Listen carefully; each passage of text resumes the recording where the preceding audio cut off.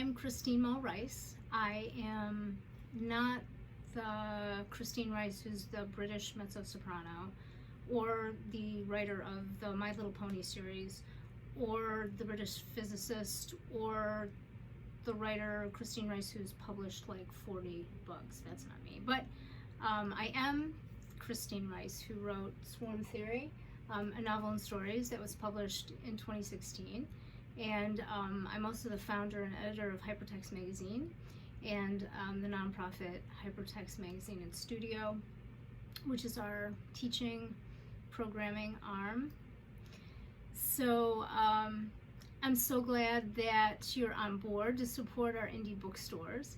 And the bookstores support our local writers by promoting our books, hosting our book signings, our launches, organizing book clubs, and really building and promoting a sense of community in Chicago and the suburbs. And so like bookstores like Roscoe Village Books, owned by Erica Van Dam, and Susie Takis, the bookseller, and Rebecca and Kimberly George's Volumes Book Cafe, and Lynn Mooney and Sarah Hollenbeck's Women and Children First, and Unabridged Books and 57th Street Books, and Barbara's, and the Bookstall, and Winnetka, and Bookends, and Beginnings in Evanston. I could go on and on. We in the Chicago area, it's an embarrassment of riches, right? But we need to support our indies, especially during this critical time. Email them to order a book, and they'll ship it or have it ready for you when you walk in. So let's see. I was just going to read, before I show you around my spacious 6 by 9 foot closet / office. I just wanted to read you a section, or actually I'm going to read the whole book of my very first book, which is Ferocious the Cat, which I wrote in 1971 in 2nd grade. Ferocious, F-U-R. I probably would have changed that, as an editor now, but it was a while ago, so I'm just going to let it go. One day, a mother cat had some babies. She had 4 babies, but only 1 baby lived. So that's a good start. Kind of hooks me. The people that owned the mother cat were very sad, because of the death of the mother cat felt badly too. They knew that somehow, I don't know. That should have been explained, but I didn't. Okay. They named the kitten Tim. It was a boy, which is appropriate. They thought that Tim would be a good name for their cat. They loved the kitten so much that they didn't sell it. One day, the kitten got out of the house and got lost. They had a girl in the family, so the girl want to look for it. W-H-A-N-T, which I would change now. I would also probably give the girl a name. The next day, the kitten came home half starved. Now again, I would have probably changed that because it's a cat, and they could have eaten mice or birds. So it probably wasn't half starved. It was a little bit dramatic, I think. But the mother gave the cat some food, but this time in the bedroom. I don't know what that means. I would have probably changed that now. Why in the bedroom? In another year, the cat was so big and strong, they named it Ferocious. It was even bigger than the mother should have been Dan.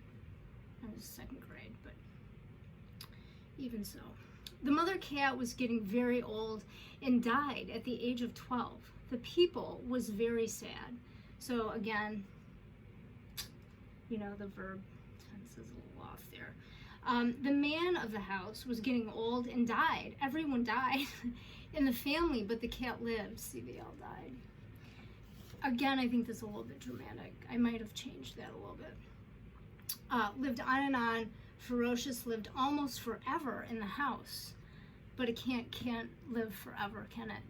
But in this book it does, so I'm just sort of suspending. Yeah, so that's the end. So I just wanted to read that.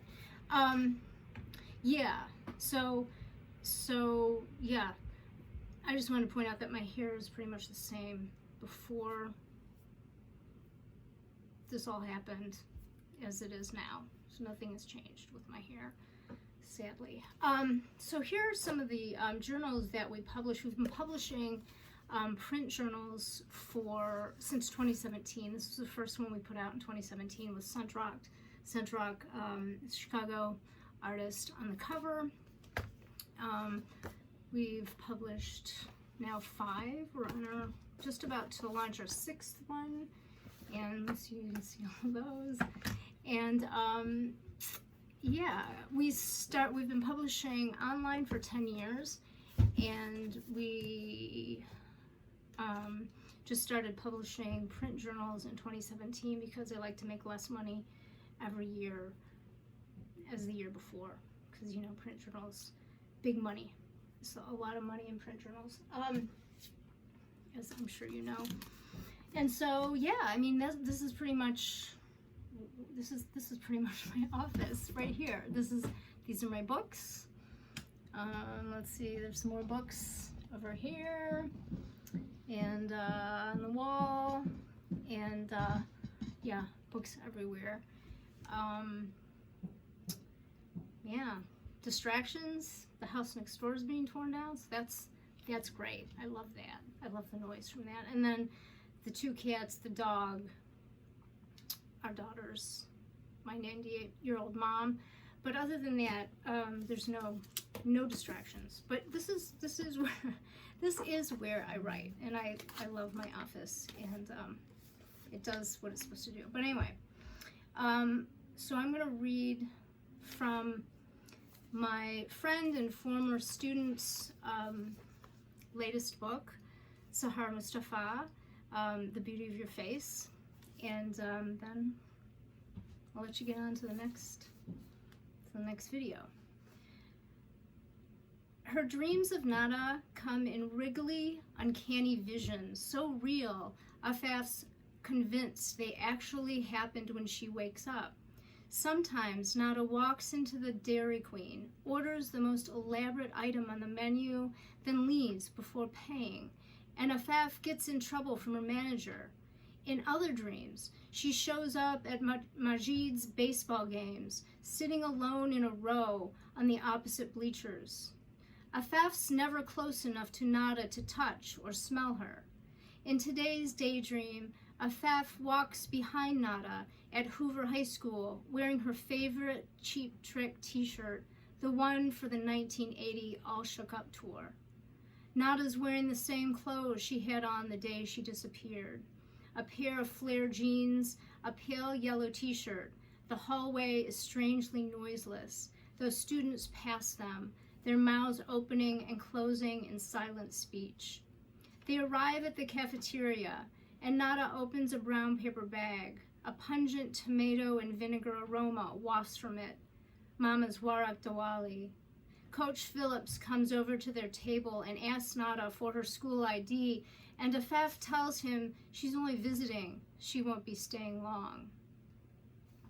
So this is a wonderful book, if you have a chance to read it. My second novel is, I don't know if you can see it, it's right there. Oh, well, there. And 400 pages of that. It's 400 pages of something. But anyway, so Composite Creatures. And I'm in the middle of revising that in my office. So thanks for hanging out with me for a little while. And let's see what else. Yeah, if you'd like to donate so that we can continue to publish indie, keep our indie publishing going, you can go to hypertextmag.com, and the right hand side you can hit the donate button, and if you're so inclined, you can submit to us. We love to read your work, and since 2017, 2 essays have been recognized by Hilton Ailes in the Best American Essay Series, one by Desiree Cooper and one by Marsha Aldrich, and then Suzanne Cloris just was awarded an Illinois Arts Council award for her essay that was in our last journal. So check us out. We're kind of a quiet like a lot of people don't know about us, but we've been around a long time. We've published over 1,000 authors and writers. We do interviews, and yeah, it's a good site. So check us out, and thank you to James, Jim, and Randy, and everyone over there for asking me to bring you into my very exciting workspace, and I hope to actually see you all very soon in person. Thanks.